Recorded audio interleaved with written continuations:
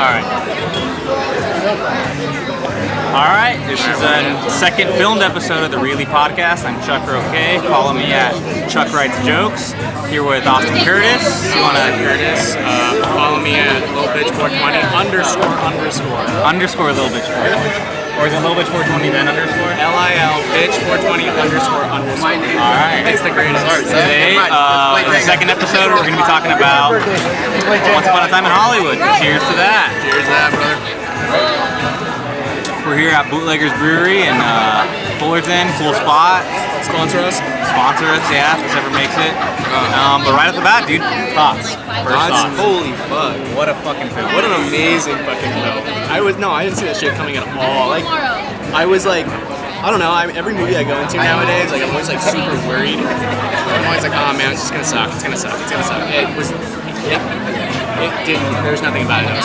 I had a feeling of that too. I don't know, I saw the trailers for this. I was very hyped, and I don't even know why I doubt Tarantino anymore. I was just something about it, I was like, it doesn't look like there's gonna be too much violence in this, which I've heard from a lot of people. But it was there was no violence for almost the whole film. Yeah. And then right at the end, they just they strip their dick out. Dude, brutality. Dude, for real, dude. Holy shit. The fucking part where he's just smashing the redhead's head against everything. It starts normal, okay, the ground, we see that in movies, the glass, okay, but then it's just the fucking stone, he's just basically curb stomping her. Yeah. It's against every photo he's got, and he just keeps doing it.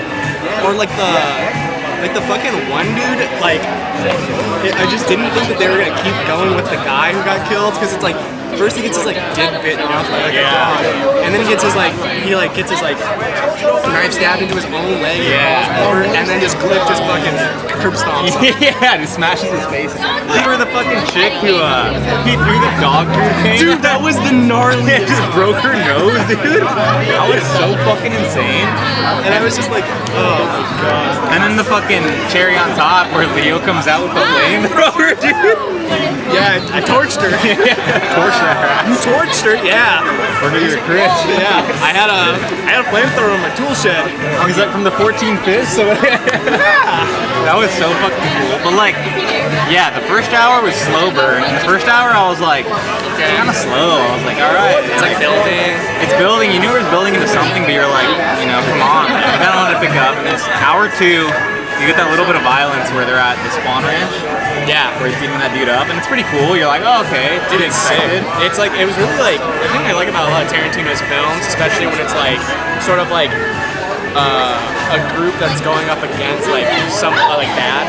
It's we knew the Manson family was obviously bad. We knew this was the Manson family, and then it was you look at Django, and it's anytime you see any of the redneck dudes get killed, you're just yeah. That's some good shit. Well, that's the big thing I came out of the theater telling Brianna was Tarantino has this new genre or this new phase of Tarantino is alternative history. Yeah. So it started with Inglourious Basterds, killing Hitler. You're okay, cool. I didn't see that coming at all. And then Django, you're okay, cool.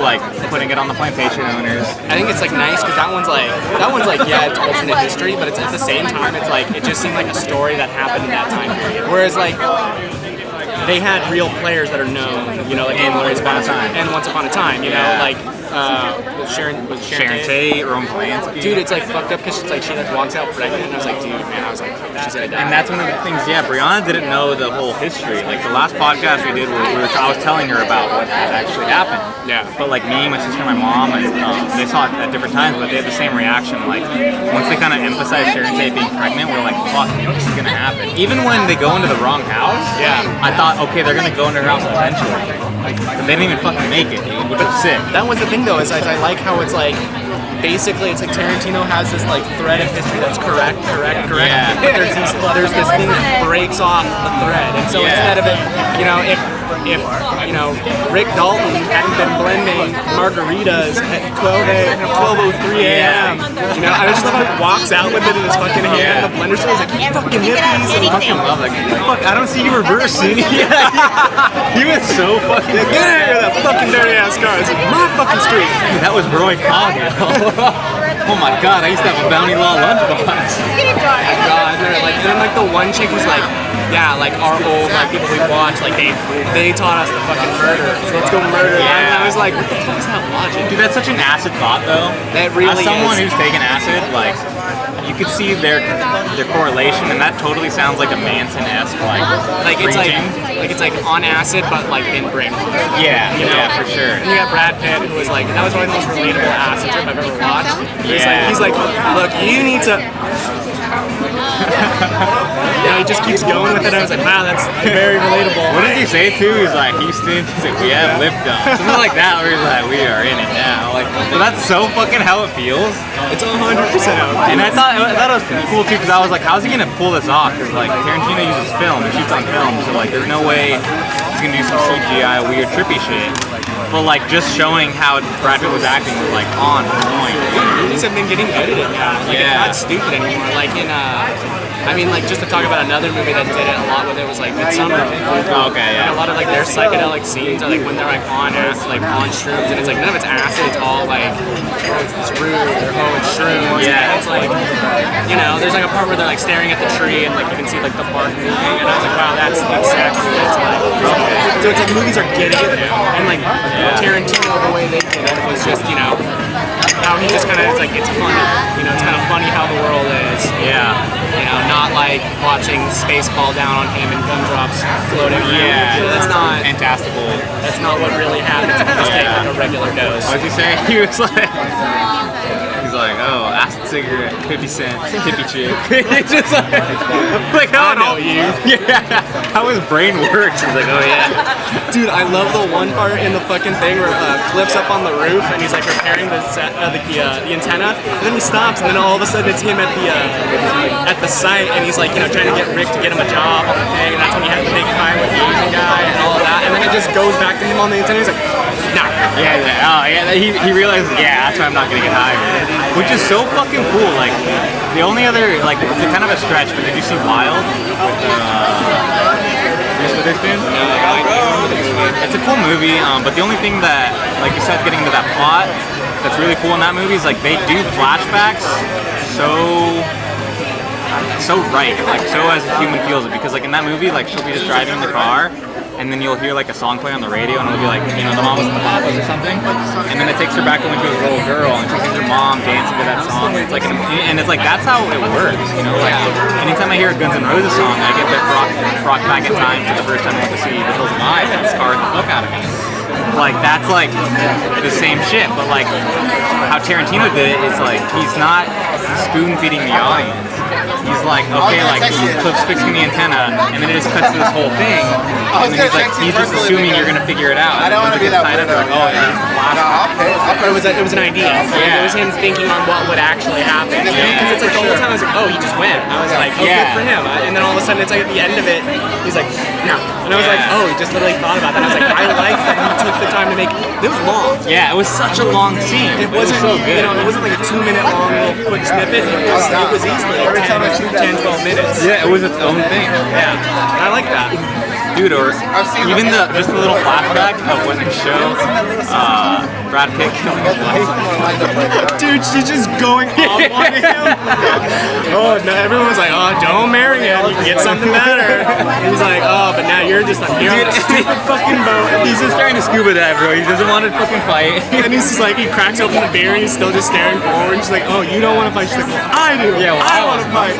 And he just has the fucking harpoon And pointing you at just her. see it, he didn't point it at her like he's gonna kill her. It's like, oh, she's standing right where it is. Like I could just shoot her. dude, so fucking funny, dude. And even when Bruce Lee's gonna fight him, You know what that guy's famous for? What? He killed his wife and got away with it. that guy. Nah. That was so fucking funny, dude. And I don't know if you know this, but a cool little tidbit of history is the girl who came out and was all freaking out, like Kurt Russell's husband, or wife, I mean. Yeah. That's Zoe Bell.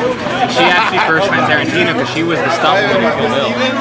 Oh. And then they got along so well, Tarantino put her in Death Proof. She's the girl who's riding on the front of the car. In Death Proof, and in she's in Django. She's like on a horse in Django. But then in that movie, it's so fucking funny because that whole scene, it's a stuntman. And she's the only one who's not a stuntman. But in real life, she's a stuntwoman. I love it. That's so fucking clever, dude. And even my mom pointed out when Leo goes to Italy to do this movie, one of the directors is Antonio Margheriti. Oh yeah. One of the names in Inglourious Basterds. Like Antonio Margheriti. Fantastic. Which is like just more of that cool shit. And you stayed long enough, right, to see the Red Apple commercial at the end, right? No. At the end? Oh, dude. There's a little tidbit. Yeah, it's like after some... Jenga! After some of the credits roll, you see Leo DiCaprio. He's doing like a hi. I'm Rick Dalton, and I only smoke Red Apple cigarettes. And it's like a whole thing, and it's funny because like they have a little pop up behind him, like a cutout of Rick with the red apple, and I'm like, and cut, and he's like, look at this fucking disgusting cigarette. I was like, and who picked this fucking picture? I have a double chin in this picture. He's like totally prima donnaing out, dude. It's the funniest little scene. Dude, I love like how like vulnerable of like a real, like he's such a, dude, okay, with like the one scene where he's walking out of the thing with like crap, and he's like, it's official, boy, I'm washed up, and he's like, crying. He's like, put on the glasses, don't let the Mexicans see you cry. Don't let the Mexicans see you cry, dude. That's literally my favorite line in the whole movie. Don't let the Mexicans see you cry. Dude, and then there's a cool little camera play where like he gets in the car and he's all freaking out and shit, and then you see the driver get out. So it's like, damn, it's like you saw the whole thing. He's just like, all right, that shit was so fun. Or even his fucking breakdown in the trailer. Yo, oh my god, dude, so hilarious. Dude, he did an amazing job. You fucking had 8 whiskey sours, man. You could have stopped at 3 or 4. Dude, him just like fucking going off. I'm like, dude, literally me when I get like pissed off playing video games. Dude. Fucking idiot. But like, it's so masterful, dude. Like him. One scene where he's looking in the mirror and it's like looking at you. Yeah. And he's like, no, fucking stop. Like, this is it. I'm gonna shoot you in the head later. You're dead in your pool. Like, I literally was kind of scared, like watching him, like, cause it's like he wasn't him looking at you, but it was like the mirror was looking at you, and I'm just like, fuck, dude. It was, but like, it's so masterfully done too, cause like, one, you're on set of like a supposedly old like 1960s western. It's kind of cheesy, but what's cool, it's like you're getting camera angles you wouldn't get. You're getting like behind the stairs. You know, normally you would just get like the shit and you would see all the actors and no camera. You get these really cool camera angles, and then you just get the fucking, when he messes up his line, it's like, oh, this is fucking hilarious. And he's such a prima donna that he wants to, like, no, I gotta get out of here. Like, no, sis, you gotta do one. It's like starting to like tear up, and you're about to start crying. The director's like, no, you gotta do line. Dude, I also love like how each time they had to do a reshot or like a redo of the scene, he would get more and more ridiculous with his character. Yeah. So like first he's just like this, and then he's like, yeah. And he's like overcompensating. Yeah, he's hanging on the seat like that. It's like ridiculous. It's so true, and like I say, this is a movie that I know I'm gonna love more and more like as time goes on. And another like way of watching it, why I love it is because the film shit, like me being a production assistant now, it's so real. Like he gets onto set and he goes to hair and wardrobe, and then that scene when he meets the girl, you know, it starts out by saying, oh, that's a break for lunch, but then like they go and he's like, oh, you're not eating lunch. You know, like that is seriously on set such a thing where it's like, as soon as you break for lunch, dude, me myself, like I try to be the first person there. It's like, the food's hot, it's fresh, you know. So when like he gets, you know, when the girl's reading, he's like, oh, you're not getting lunch. She's like, oh no, I'm an actor, you know, all that shit. But like, yeah, dude, it's so real, dude. It's so honest. She doesn't break character. She's like, no. She's like, you have to call me by my name, which is her character's name. You know, she's a method actress or actor. Yeah, because she's like, I'm not an actor. I'm not an actress. Actors are the ones who like create the art. I'm like, wow, amazing. And then I think another one of my favorite scenes is when Tex, when they call Tex after Brad Pitt's beating up that dude, and then you see him on the horse, and he's like riding back, and it kind of feels like a western the way the camera's following him. Like the zoom out, and just like going out in this big landscape. Yeah, and you get all that cool western landscape, but then you see cars, dude, and it's like, then you realize there's just like, you know, there's hippies in this movie, there's still people riding horses with cowboy hats, like, what a cool time in America. It really felt like, the thing is just like Tarantino is just incredibly incredible ability of like bringing that type of history. It's like he opened up like a history book and just was like, this is exactly what I saw and read, and here is exactly what you will get. You know, he does such a great job like putting you in the setting. Yeah, even those little scenes that people take for granted, but like when they're on the freeway, no other cars are there but like 1970s cars. All the parked cars, everything. That means you had to shut down the fucking freeway. Did you see the budget for that movie? No. It's over $90 million. Like it's, and I was like that, and you know what? All of that probably went to not only paying the actors, obviously, but shutting down the freeways, getting all of the fucking cars for that movie, because there were a lot of fucking cars, you know, and that's like it's something that like you never really think about is like shutting down streets, getting a fucking shitload of cars, and it's you know like. If you like stopped and counted every single car that there was in the movie, whether it be sitting or moving, it was easily well over 100. Because it's like it's LA, and LA is known for having intense traffic. So you have to fill that void of like, you know, there's not just like a couple parked cars. Parking is crap in LA. It always has been. So you have to make it look like shit parking, but you have to fill all those parking spots with shit or like old cars. So it's just like I couldn't even imagine if they didn't just do like that. Dude, I know. I know. Everything was fucking amazing. Another good line, when he's in that movie, the Nazi movie, and anybody order fried sauerkraut? I love that shit, dude. Dude, like the fucking old 1960 one-liners. It's like all of it was. It was like, it's like the 60s or like all those like old movies have their amazing one-liners, and then there were just like those Schwarzenegger movies. Yeah. You know, everything has to have a one-liner. Alright, man. Any closing thoughts on the movie?